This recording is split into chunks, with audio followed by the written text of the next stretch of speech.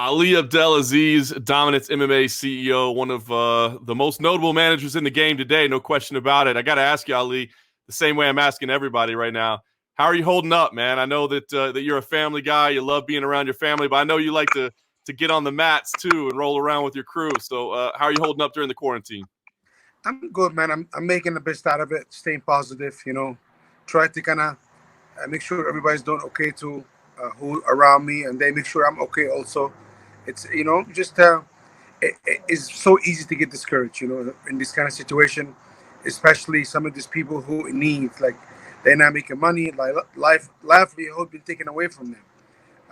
Some of us they can be okay without work for a couple months. Some of us they cannot, and we just make sure stay positive and just stay connected with everybody who's in my circle, and try to do the best I can to look out for them and they look out for me. No doubt. Let's talk about your circle of clients, man. Obviously, a notable list. I wanted to get the update first on Khabib, if you can, how he's doing. I mean, I know he took a little bit of heat from UFC 249 by not being there for the fight, but it looks like he was right. I mean, the fight didn't end up happening anyway, and of course, I guess Ramadan's about to begin as well, so he's out for a little while. But I don't know. Have you talked to him? How's he feeling about the whole situation? How the whole thing kind of fell apart, unfortunately. Even the fight has happened, he was right, and everything was shutting down in the U.S. He's planning on going to Dubai and train there to finish his camp. We was here in Rumbling. The fight might be there, but and after that, when he went there, the border was closed. He went to Russia. The border, Russia's closed. Doesn't matter what everybody said. To be honest with you, the guy spent here 7 weeks, spent hundreds of thousands of dollars. He brought 8 people with him. He's not a guy gonna shy from a fight. It doesn't matter who you are, but he lost. He lost because he come here, spend a lot of time away from his family, his kids, and he can't get this time back. It's not even about the money or anything like that. It's just about the time, who very much wasted. And he's back in Russia, training, just being safe, and that's it. I know he posted on Instagram. He kind of mentioned September. He didn't really say he was fighting in September, but the way he said it kind of hinted like that's when he's looking. Is that kind of his plan right now, you think, is to fight again in September? And if so, I mean, why so long? Why such a big change? I think, listen, Ramadan is going to start next week. I think he can be back in August. He told me originally the UFC have a schedule in San Francisco fight. I think it was August 1st. He can fight there. There's no problem. It doesn't have to be September, but as you know, September they always have this Abu Dhabi card, and I'm sure the UFC want him to fight there. That would definitely make sense. I'd forgotten about that. Yeah, that'd be a good fit. All right, well, let's talk about the guy that stepped in, another one of your clients, man, Justin Gaethje. So interesting, right? Because he never wants to take short notice fights. He said, I don't want to do it. And this time he said, I'm jumping in there. I'm going to help out. So talk to me about that. What was the decision like? How did that happen that he said, yeah, I'm going to take a short notice fight? When this situation happened, right when I told the UFC, Khabib is out, but I very much at the same time I was communicating with Justin and Kamaru Usman, and Justin was a little bit. I did not expect him to say yes, but he's like, listen, I can step in. It's a title shot, and it's something good to do, for the public to let know we're strong and we'll, make a little bit money. We fight for money. This is guys what they do, right? But it wasn't only about the money. It was just about the opportunity, and he jumped all over it. Was there any part of you as a manager that I don't know, tried to ask the UFC to get Tony Ferguson to wait? I mean, I know you can't, make him do anything if he wants to fight, but that Tony Ferguson Khabib fight, that's the fight that everybody wanted to see forever. Was there any part of you that said, hey guys, why don't y'all ask Tony to wait and not take a fight so that we preserve this matchup? I don't think it's right for me to ask for that, because especially Tony having fought for a long time. I'm sure he have responsibility, he have families, he need money. And listen, if Tony it was up to him. He could have said yes to him, or he could have said to Justin, or said he gonna wait for Khabib, right? And he choose to take Justin, and it's good for everybody. He get to fight, he get some of this ring rust off. Justin get to fight, he make a living for his family. Justin get that opportunity to knock his head off, and that's it. So let's say Justin Gaethje wins, which I'm sure you're expecting him to. I guess that would set up Justin Gaethje and Khabib for a title fight. Is that a fight that you'd be willing to help put together? I imagine that'd be a difficult situation for you with those two guys. Listen, Justin is gonna win. That's his. That's the mindset we all have. And listen. You see Henry Cejudo fought Marlon Moraes before. This guy's an interim champion. He's gonna become the interim champion. Him and Khabib gonna fight for the undisputed lightweight champion. These guys work all their life to become a world champion. Who I am to step in the way, not to make it happen. I know Tony had problem before with that, but this is not how I do business. I don't think it's fair for anyone, for any manager or a promoter, to stop a guy from making his dream to become true, to become the undisputed UFC champion. And I think it's fair enough. If Justin win, it's a fair fight. Him and Khabib will fight. Business is normal. Business is normal. Yeah, you've got a bunch of clients, Habib, on this May 9th card. I guess first, do you know where it's going to take place? I mean, has that been made clear to you where this May 9th card is going to happen? Doesn't matter. The UFC is taking precautions. This LA thing was going to be great because they was taking so much precautions about guys who's going to get tested. If you go inside the hotel, you cannot leave. If you leave, the fight is off. The cornerman even cannot leave. Everybody's going to have the open workout room inside. They're going to have open workout room in every room. There's going to be a mat in every room. Everybody's getting tested. It was going to be great. It was going to be great, and I think it was going to be safe. It's a bummer this fight didn't happen, but now we get to fight May 9th. So Ali, let me ask you, what are the conversations with your clients like? I mean, you got a lot of guys on this May 9th card. I mean, what are athletes saying right now? Are they worried? Are they concerned? Are they nervous? What's the conversations like when you say, hey, are you willing to fight on May 9th? Listen, man, fighters, they go there and they risk their body, their health. Of course, they worry for this fight not to happen because it sucks to train for a training camp and keep postponing. But I think everybody on this card is very positive. You have to stay positive. You have to stay motivated. I would say if this doesn't happen, I think everybody should be worried. But personally, I don't think anybody should be worried at all. I think this fight card is going to go through, and I think it's going to be the week leading after that is going to be two fights a week, or at least one fight a week. I think everybody will get their fight before end of the year, and I think things will be normal. And I know the only problem now, the international guys, and I know the UFC working on this fight island thing to get in fights, And let's see what's going to happen, man. We have to stay positive. This is a livelihood, and this is what we do. And without this, life is not the same for us. So many different ways. The guys, they're competitors. This is the way they make money. This is a livelihood. We don't know much, a lot of us, we don't know too much about outside MMA, and one of them, I'm so into deep into this whole MMA things, and if I'm not working, I'm on the mat. If I'm not on the mat, I'm on the phone. If I'm not on the phone, I'm in a meeting, and all my livelihood surrounding by the passion of my fighters, MMA, and this is what we do. And a lot of these guys, that's how they support their families. That's how I support my families. That's how you support your families. And I'm talking about having this fight is very, very important to just move on, not only financially, mentally, physically, for everybody. But of course, we have to take precautions, and we have to be smart about it. And I think what Dana White does, he's passionate, but he have very, very smart team around him. They make sure, there's nobody ever died in the UFC. Nobody ever been seriously hurt in MMA in general. And I think let the professional do what they do. Let them protect us, because if we sign a contract with them, they're responsible to protect us. If you're a UFC fighter, Bellator fighter, PFL fighters, there's nobody do it better than the UFC. Medical, like they make you do so much tests, and I think they're gonna do it right. And you have a lot of people behind the scene, like guys like Hunter, very smart people. You got Dr. Davison, you got so many names. I'm probably gonna miss a lot of names. Very, very smart people. Lawrence, a lot of people, they've been doing this for a long time, and they are the last thing the UFC want to do do something and somebody dies. You know what I'm saying? You know, anything can happen, but this is not what they do, and they're not gonna risk a $4 or $5 billion company. They they can wait. They have enough money to wait. You know what I'm saying? But I think also they need to make money. We need to make money. Everybody make money. Everybody. It is about money. It's about the economy. It's about. You see, Donald Trump. He just appointed Dana to be part of the economic team. It's kind of crazy, but I love it.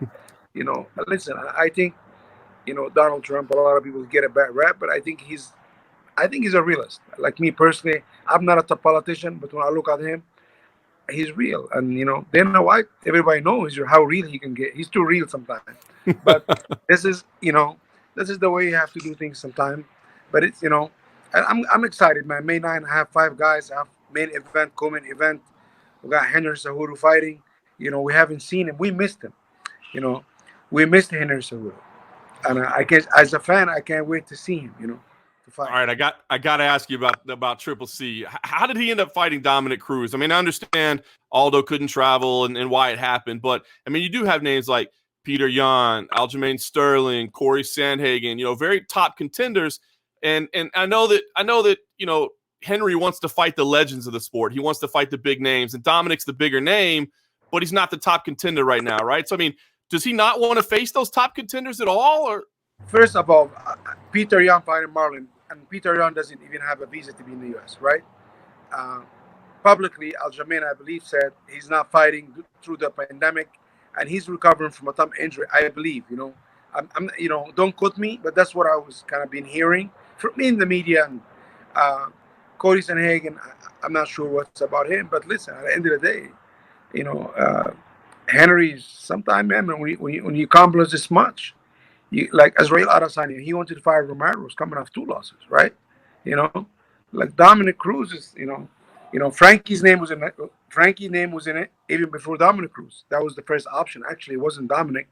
And I know Henry talked Henry talked to Dana directly. Actually, I wasn't involved in this conversation, and Dana was agreed to it. But it wasn't gonna give enough time to Frankie to cut the weight because Frankie's coming from a 45 pounder. Listen, Dominick Cruz, the guy, he's been around for a long time. He has 20-2 record. It's an unbelievable record.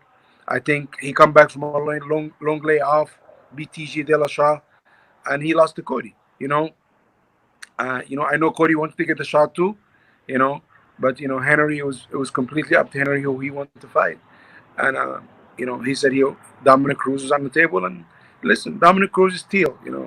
He bring a lot of things to the table. He's a big name, and you make the big fights, the biggest fight. I believe Cody's a bigger name.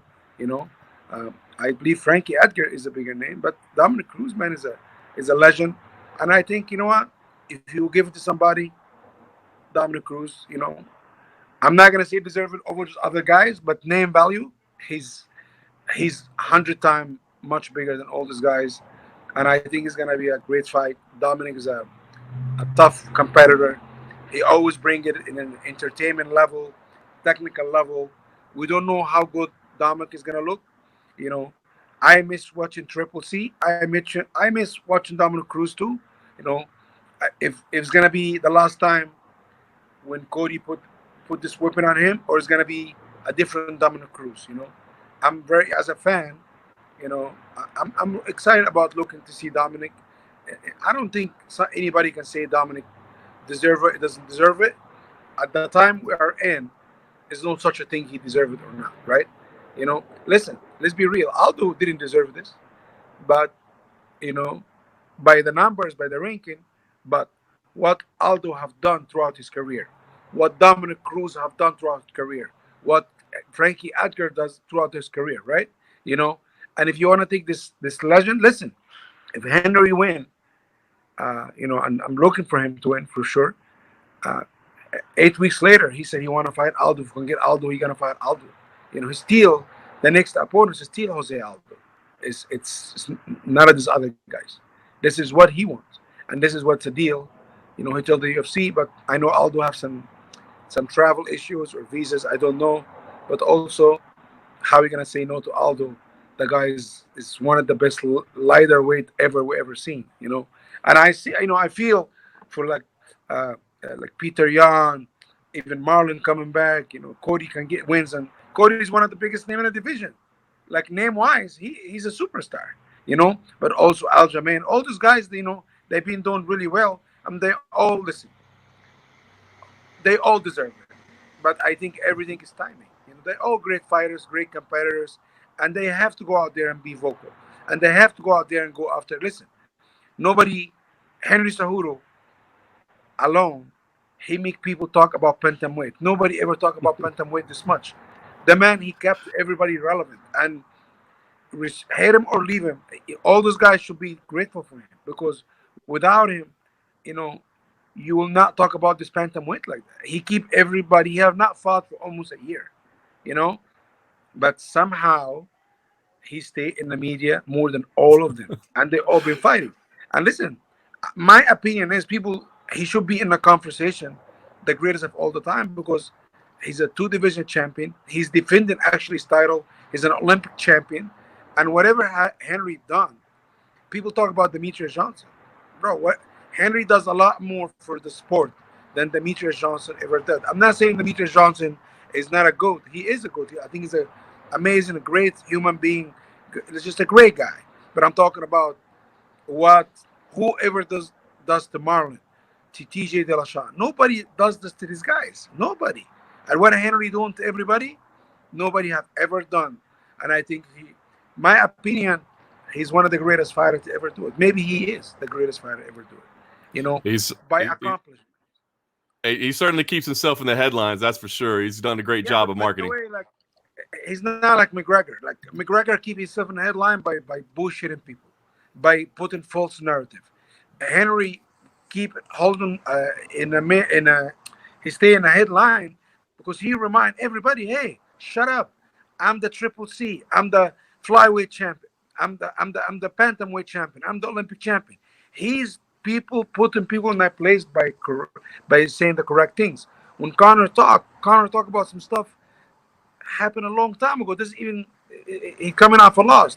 If Henry coming off a loss and talking like that, it would be like a joke. But he's whipping everybody's ass, and if you're getting whooped, and you witness being whooped, you can't say nothing about Henry.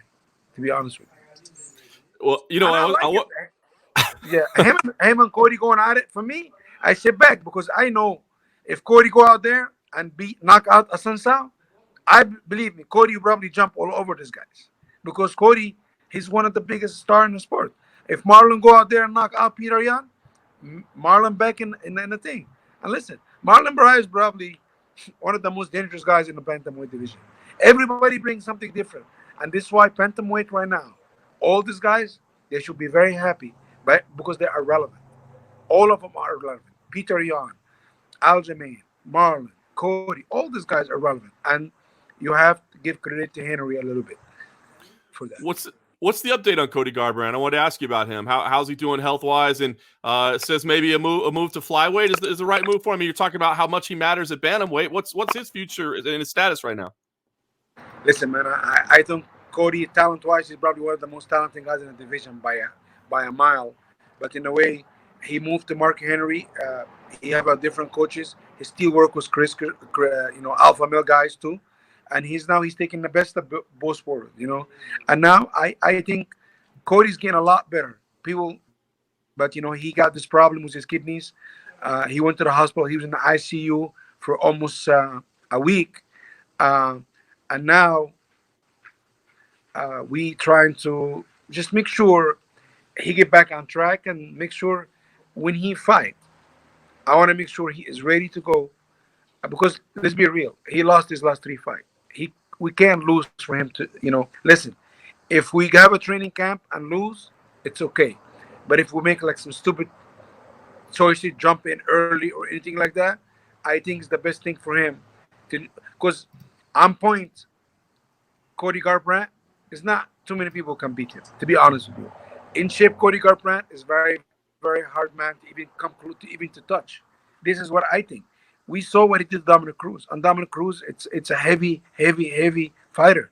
He's not no easy fighter. But I'm talking about when you're gonna see Cody Garbrandt again at 35 or at 25, you're gonna see something special. This is my opinion. Nice. You mentioned Frankie Edgar's name too as being involved in the title shot. You know, he's had a couple rough setbacks as well. What's the future hold for Frankie Edgar? What does he still want to accomplish, and where do you see him going next? I think Frankie just go out there and fight, beat guy like Aljamain or beat guys like some of these names, and you can see him back also in the title hunt. Listen, but at the end of the day too, Frankie, he cannot just be. He's not 26 anymore. He's not 27. He can't take fight on 2 weeks' notice like he always does. This is something we have to hold him back, and we have to be like, listen, we have to have right training camp, the right weight cut, especially on a new weight division. When you go to a new weight division, it's a little bit different. You don't know how your speed is going to match with these people.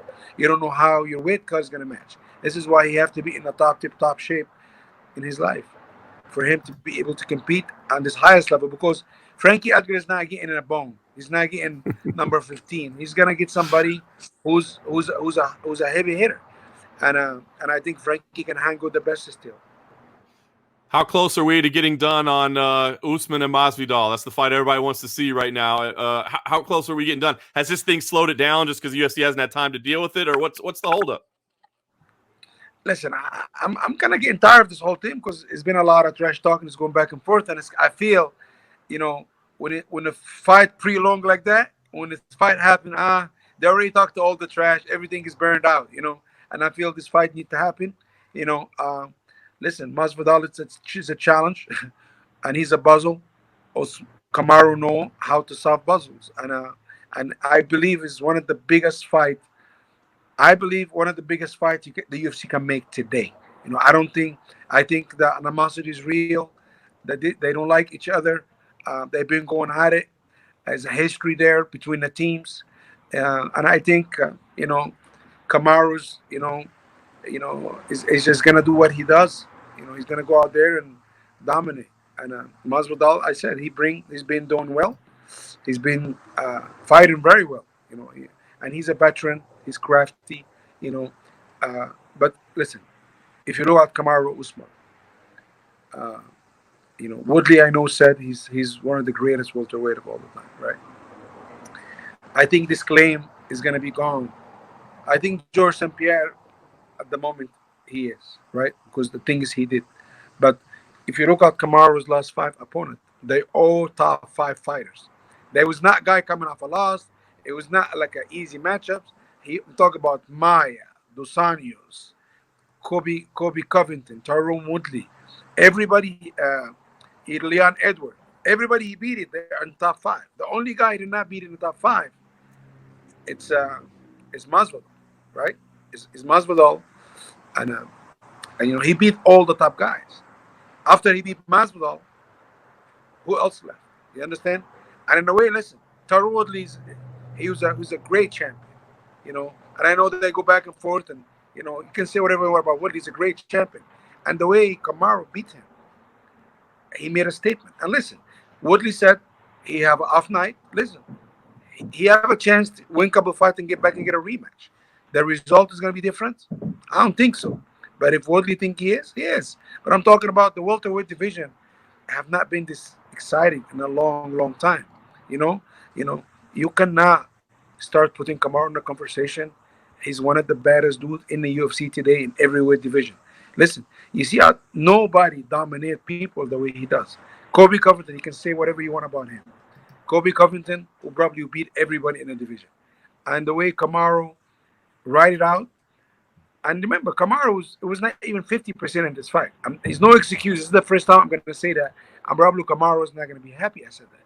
He was going through a lot in this camp. But he went out there and he knocked the Kobe out. Kobe can say whatever he wants. He can say whatever. But it's all been excuses. And now the welterweight division, you got guys like Gilbert Burns, who is coming on strong, right? I might have Kamaru fighting Gilbert Burns. You never know, And this one is going to be crazy because I manage both guys, and both guys, they train at the same camp.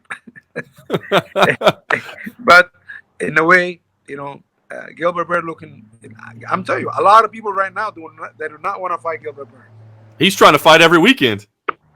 I'm telling you something. When this guy say you fight Francis, he's not joking. You know, I will never make something like that happen. But I'm talking about he really. Listen, let me tell you a story about Gilbert Burns. Gilbert Burns, I don't think Sean Shelby was high on him, right, when I started managing him. And I very much told him, Gilbert, listen, Sean letting you fight the last fight on your contract. When the UFC lets you do that, that means they try to cut you, right? And Gilbert Burns was at this point like he's a grappler, and and I believe Sean Shelby lit a fire under his ass, you know, because since Sean did that, Gilbert been on fire, and he's been become not one of maybe favorite guys, Sean guys, and now Sean loved this guy because what he does show up, and he took fight on 8 days notice, 9 days notice, 1 month's notice. His last 4 fights, I think, was on all short notice, you know. And this one guy too, him and Woodley, the UFC was trying to make it. I don't think Woodley thought made sense. It's okay, you know, it's no problem. You know, he's number one, he's number six, and I think this ranking it killed a lot of great fights. You know, but we're gonna see, man. I think it's a good time to be part of the sport right now, especially because I think Dana White is gonna come hard, man. He's gonna have fight 2 3 times a week. You might see the old Dana White, who like you see him. He's doing media more than ever we've seen him. I at night time I get my popcorn and I watch like me. I watch it. I just start listening to all his interview and stuff. And this is something I did before I become in the sport. I was a huge fan. You know, I was a huge fan of Dana and the UFC, and I always loved to watch the interview and antics and you know, and all this craziness. And now I'm seeing that old Dana coming back, and he's coming hard. And I'm telling you something, he's a ruthless dude, man, and he wants to prove everyone wrong. And I'm telling you, if he said anything bad about him, or you said this fight that happened, he's gonna get you. What do you know about Fight Island, man? This is this crazy thing that he's coming up with, right? What to give us some scoop on that, because you're gonna have a lot of international fighters. You're gonna have a lot of people fighting there, I imagine. I think I got more international fight than anybody. I think I got more fighters than anybody by miles in the UFC. Uh, but I'm telling you something, man. Like a lot of I watched something ESPN that said Dana White tries to stay relevant, right? These people crazy. How he, you know, this guy he probably have close to $1 billion. He can sit back and relax, you know what I'm saying, and not do nothing. But he really have despite Allen is real, and he's not gonna just lie to the whole entire world. Be like fake news, you know. It's the fight Allen is real. I know it's real because I know some people involved in it, right? I'm not gonna say much because I don't know much, right? This fight Allen is real because a lot of these international fighters they're gonna go there and fight, you know, and it's also it's great because it doesn't matter where you're from China, from Russia, from you know Canada, whatever you're from, you're gonna have an opportunity to make money, to live your dreams. Remember, these fighters have short window to make money, and in life you can buy everything back, but one thing you cannot buy back is time. You know, when guys want to hold out and not fight and stuff like that, I hate it because the UFC, the machine, they go on without you with you. You know, of course, it's a lot of negotiation tactic, a lot of things we all do, but time. This has killed a lot of people. Like this is 6 months of your career, right? 6 months of your career, you can fight one fight or two fight, you could have made money, right? And also ring rust. A lot of guys have access to gym full time, and some guys don't have access to nothing. That means it's not equal. Some guys are training, and some guys are running and lifting weight. When you come back, you're gonna see a lot of upsets because a lot of these guys who is training, they're gonna be beating a lot of these guys who's better than them, but they have not been training, right? You'll see a lot of crazy things happening when you come back. My opinion, and it's not gonna be fair for a while, you know. If you because a lot of the gyms they close, they're not gonna open, and a lot of the gyms they are open, but they open in the secrets, right? But it's gonna be interesting. It's gonna be interesting. Some of my guys they're not getting the right training right now, but some of them getting full training. Like Kamaru, he's training every day, 2 times a day. Henry training 3 times a day. Justin, he have his own gym. He's training, you know. And a lot of my guys, they're not getting the right training. I'm being real with you. And I think this is part of the reason Frankie Edgar did not step up, because Frankie Edgar, it didn't have the structures everybody else had. You Yeah. know, You mentioned negotiations. I'm curious. I don't know if you've gotten this far yet, but we know we got Fight Island. We know we're going to have a lot of shows at the Apex. That means the UFC is not going to be making any money on gate revenue. I've heard in other sports that athletes are being asked to maybe take a little bit of a pay reduction in order to keep the leagues going. Have you had to have any conversations like that? Or do you anticipate the UFC coming to you and saying, hey, can your guys take a little bit less money because we're not making any money? the UFC is not going to do that. I think the UFC is going to lose probably, if you did the calculation of all the show they have a year, they'll probably lose between 60 to $80 million gain a year, right? But at the end of the day, they have a contract. They're not going to come back and say take less money. And first, I'll probably I'm a team player, but I think a lot of these fighters they signed a contract. Uh, and I don't think the UFC will ever come say that. They did not come say that to me. I don't think they will. But remember, we in it together too. We in it together, um, and you never know what happened. I'm not saying no or yes about things because I don't know what's the future hold. But I don't Nobody think. does. Listen, like Dana White is a different kind of guy, right? He said he's not laying any of his employee off, and he didn't, right? Everybody else in the world did, except him, right? I don't think he's gonna come and ask the fighter take less money, right? And also, the structure of other sports is very different. They have pensions, they have a lot of things. A lot of these fighters they don't have that. I don't think the UFC is gonna say that's the fighters, and I don't think this is Dana style. This is not, I know him personally, and I know everybody working there. It's not their style. They think, okay, you're making 10, 12,000. We're gonna give you 10 and 10. It's not like that. It's not like that. And I don't think any of the fighters gonna say yes. Yeah, I I'm agree. being honest. Yeah, But they they work for are. that contract. I'm talking about they losing money. They're gonna lose money, but I think they make a lot of money too. They, but I think they want to honor their contract. They want to be the pioneer to come back. They want to be, they want to make an example, and I think they are very smart because now they're gonna get a lot of fans. If they come first, a lot of people is gonna be UFC fans. That mean when it's open up, a lot of pay-per-view buys. I don't know about the pay-per-view buys now because people not spending money. They're gonna be. I'm a little bit 50-50 on it, but I think if they come May 9 and they start putting on shows, many people gonna become UFC fans from other sports. This Yeah, is I my agree. I agree. Ali, you mentioned Conor McGregor's name earlier, so I have to ask you. I mean, I know Khabib doesn't really seem all that interested in a rematch ever, but I mean, you got Dana saying this is the biggest fight in the world. So, what do you think? I mean, is there enough money to get Khabib interested in something? I kind of get the feeling sometimes he doesn't really care about money that much. I don't know if that's accurate, but is there a way that he would ever be interested in fighting Conor again? I can see George fighting George. I can see Habib fighting George St. Pierre before Conor. You know, like now, Conor is Habib's son. He's my nephew. You understand? He's his son. You know what I'm saying? Now, when you whip your son, sometimes be like you gotta give your son a break. Your son gotta build his self-esteem back up. And I want my nephew to go out there and get some takedown lessons and wrestling like Henry Hoda said.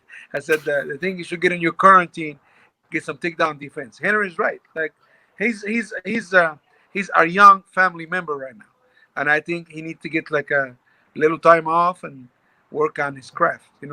He's out there got some good things. I'm probably never gonna say nothing good about this motherfucker to be honest with you, but he's doing some good things and fuck man, like I think it's awesome. I see him. I see him doing some good things. Khabib does a lot of things too, but he never showed. But it's okay because I think showing it can encourage people too. But but it's okay. But he's Khabib's son. He's my nephew, and I think my nephew needs to sit back a little bit, let them big boys handle business. Let Gaethje fight Tony, and he's right now. If you say Khabib number 1, Gaethje and Tony is number 2 and 3. He's number 4, and number 4 he's probably gonna sit out maybe a year before he get a crack at a title. But I see GSP getting a. I can see Khabib fighting GSP before he fight Conor. I really truly do, and I'm not trying to promote a fight. You know, and this is what I think. And I Uh, know George said some interview and said some things, but let's see what happened. Listen, Justin have to fight Tony. The winner got to fight Khabib. Is an undisputed title on the line. Khabib is always going to be unfair to people who the contenders. One thing fighters should respect, and they will miss. Khabib is never going to step over a number one contender for a money fight. I promise you that. If you're the number one contender, he's going to give you a shot over a money fight. But listen, Conor make a lot of sense financially. It's a lot more money. He'll probably make 5 times more money. Uh, I think as a fight, Khabib can make $50 million. You know, you know what I'm saying? He'll make probably three and a half more than he normally make, right? But also, it's a people doesn't understand. I'm not the boss. He's not the boss. His father is the boss, and whatever his father wants, that's what's gonna happen. Khabib will have no say so. I have no say so. His father have say so. If his father wake up in the morning said, "Boys, get it together. We're fighting Connor.